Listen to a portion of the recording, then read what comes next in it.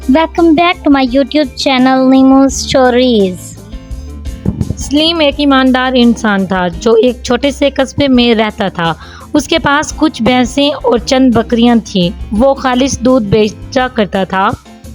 وہ دودھ میں پانی یا کوئی اور چیز نہیں ملاتا تھا اور نہایت سستے داموں دودھ فروخت کرتا تھا۔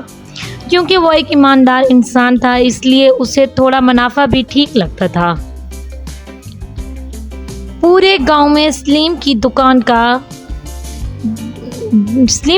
کے دودھ کا مشہور ہی تھا۔ دکان پر ہر وقت ہجوم لگا رہتا۔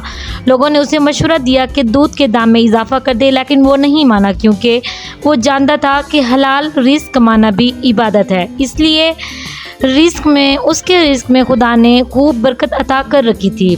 دودھ کی مانگ زیادہ تھی اس لیے سلیم نے کچھ اور مویشی خرید لیے۔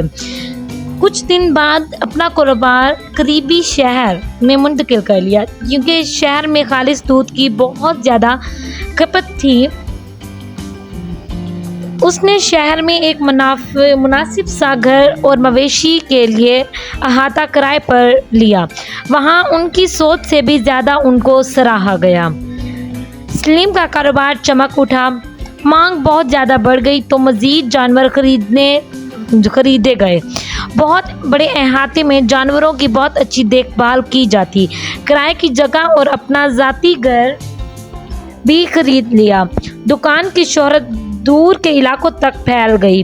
طلب بڑھی تو امیر لوگوں کے علاقوں میں بھی شاخیں قائم کر لی۔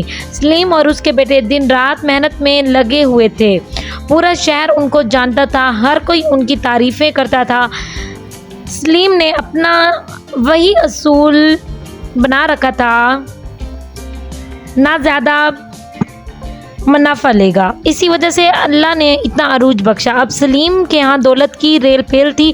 گاڑیاں، کوٹھیاں، دکانیں، اللہ کی ہر نعمت اس کے پاس تھی کیونکہ اس نے اللہ کے ایک فرمان کی پیروی کی تھی کہ حلال رزق عین عبادت ہے۔